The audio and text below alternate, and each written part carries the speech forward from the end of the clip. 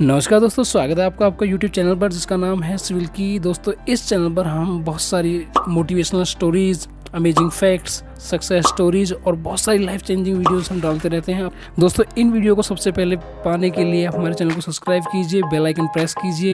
अगर आपको ये वीडियो अच्छी लगे तो आप इसे लाइक ज़रूर कीजिए।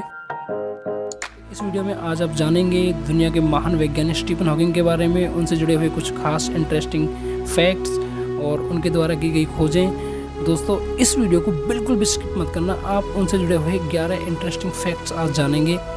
दोस्तों, वैसे तो दुनिया में बहुत सारे वैज्ञानिक हुए हैं जिन्होंने बहुत सारी रिसर्च की हैं, लेकिन अगर हम इतिहास को खंगोल कर देखें तो हमें पता चलता है कि दुनिया के ऐसे 3 वैज्ञानिक हुए हैं जो आपस में एक दूसरे से बिल्कुल जुड़े हुए हैं। दोस्तों, ये 3 थे गैलीली, स्टीफन हॉकिंग और अल्बर्ट आइंस्टाइन।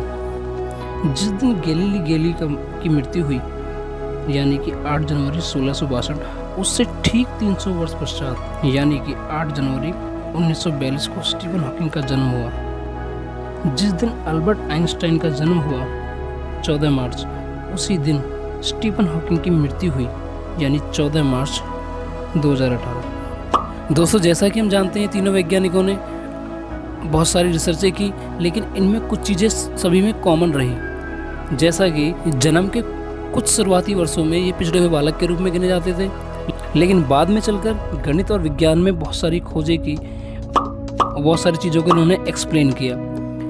दोस्तों, कमाल की बात तो यह है कि इन तीनों ने एक ही यूनिवर्सिटी में प्रोफेसर का काम किया और विश्व में बहुत सारा नाम भी कमाया। दोस्तों, स्टीफन हॉकिंग के मित्र उन्हें बचपन में अल्बर्ट आइंस्टाइन कहकर पुकारा करते थे, क्योंकि उनकी रुचि मैथ और साइंस में बहुत ज़्यादा थी। ये मैथ और साइंस में हमेशा अच्छे मार्क्स लाया करते थे। तो जब धीरे धीरे स्टीफन हॉकिंग बड़े हुए, वो 21 साल की एज में पहुँचे, तो एक दिन जब वो सीढ़ियों पर चढ़ रहे थे तो उन्हें चक्कर आया और चक्कर आने के बाद वो नीचे गिर गए। नीचे गिरने के बाद वो बेहोश हो गए। जब उन्हें डॉक्टर के पास ले जाया गया तो डॉक्टर ने उन्हें बताया कि आपको मोटर न्यूरॉन नामक एक बीमारी है, जिसमें रोगी का शरीर धीरे धीरे काम करना बंद कर देता है, उनके पूरे शरीर को लकवा मार जाता है और इससे पीड़ित व्यक्ति ज़्यादा से ज़्यादा 2 से 6 महीने तक जी पाता है। लेकिन डॉक्टर ने उन्हें कहा कि आपके पास सिर्फ 2 वर्ष हैं। इस पर स्टीफन हॉकिंग ने कहा कि आप 2 वर्ष की बात करते हैं, मैं 40 वर्ष जी के दिखाऊंगा।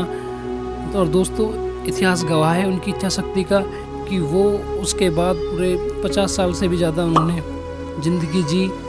दोस्तों, यहाँ पे हमें उनसे ये शिक्षा मिलती है, अगर व्यक्ति की इच्छा शक्ति हो तो वह कुछ भी कर सकता है। दोस्तों, स्टीफन हॉकिंग का मानना था कि भगवान नाम की कोई चीज़ इस संसार में नहीं है। भगवान तो सिर्फ लोगों को भय से मुक्ति दिलाने के लिए और दुनिया को सुचारू रूप से चलाने का एक साधन मात्र है। वे मानते थे कि अगर व्यक्ति की इच्छा शक्ति अगर प्रबल है तो वह अपनी इच्छा शक्ति के बल पर कुछ भी पा सकता है।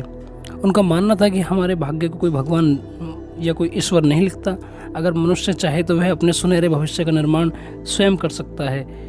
इस संसार में उनका मानना था कि अगर इस संसार में सबसे बड़ी कोई शक्ति है तो वह है इच्छा शक्ति। दोस्तों, स्टीफन हॉकिंग का जन्म एक धनी परिवार में हुआ और आपको इस बात को जानकर हैरानी होगी कि उनके परिवार को एक विचित्र परिवार की संज्ञा प्राप्त थी, क्योंकि उनका एक विचित्र सा नियम था कि उनके परिवार में खाना खाते वक्त किसी को बोलना नहीं होता था और एक पुस्तक को पढ़ते हुए खाना खाना होता था। दोस्तों, यह विचित्र बात जानकर आपको कैसा लगा, कमेंट करके ज़रूर बताना। स्टीफन हॉकिंग को अमेरिका का सबसे उच्च नागरिक का सम्मान प्राप्त था। भारत में इस सम्मान को भारत रत्न का पुरस्कार कहा जाता है। इसके साथ साथ उनके पास 12 प्रतिष्ठित डिग्रियां थी। दोस्तों, स्टीफन हॉकिंग एक ऐसे वैज्ञानिक हुए जिनके जीवन के ऊपर 2014 में एक हॉलीवुड मूवी बनाई गई, जिसका नाम था द थ्योरी ऑफ एवरीथिंग। इस मूवी को अपने टाइम पे बेस्ट मूवी का पुरस्कार भी प्राप्त है। दोस्तों, स्टीफन हॉकिंग का शुरू से एक सपना था कि वो विज्ञान की एक ऐसी पुस्तक लिखें जिसे साधारण से साधारण व्यक्ति भी आसानी से समझ सके। अपने इस सपने को पूरा करते हुए उन्होंने एक पुस्तक लिखी जिसका नाम था the brief history of time. जैसे ये पुस्तक प्रकाशित हुई तो इस पुस्तक ने पूरे संसार में एक तहलका सा मचा दिया। इसकी भाषा इतनी साधारण थी कि लोगों ने इसे बहुत ज़्यादा पसंद किया और कुछ ही महीनों में इसकी करोड़ कॉपियों से भी ज़्यादा बिक गई। दोस्तों, इस पुस्तक में उन्होंने ब्लैक होल और बिग बैंग थ्योरी को एक्सप्लेन किया था। और दोस्तों, कमाल की बात तो यह है कि ये पुस्तक उन्होंने जब लिखी जब उनका शरीर पूरी तरह से बेजान हो चुका था, उनके पूरे शरीर ने बिल्कुल काम करना बंद कर दिया था। अगर आप इस पुस्तक को पढ़ना चाहते हैं तो इसका लिंक मैं डिस्क्रिप्शन में डाल दूंगा, आप वहां से इस पुस्तक को बाई कर सकते हैं और पढ़ सकते हैं। इसकी भाषा बहुत साधारण है। दोस्तों, उन्होंने बिग बैंग सिद्धांत को बताते हुए यह बताया कि ब्रह्मांड की रचना कैसे हुई है। उन्होंने ब्रह्मांड की रचना के बारे में बताया कि ब्रह्मांड की रचना एक विस्फोट के कारण हुई है। इस महाविस्फोट के अनुसार 13 अरब वर्ष पूर्व एक धमाके में अत्यधिक ऊर्जा का उत्सर्जन हुआ। यह ऊर्जा इतनी अधिक थी, इतनी भयानक थी कि जिसके कारण आज तक ब्रह्मांड विकसित हो रहा है। इस धमाके के परिणाम स्वरूप 1.43 सेकंड के अंतराल के बाद अंतरिक्ष की वर्तमान स्थिति अस्तित्व में आई। मात्र 1.34 सेकंड में ब्रह्मांड 1030 गुना फैल गया। दोस्तों, स्टीफन हॉकिंग ने दुनिया के अंत के बारे में बात करते हुए बताया कि दुनिया का अंत आर्टिफिशियल इंटेलिजेंस के कारण होगा।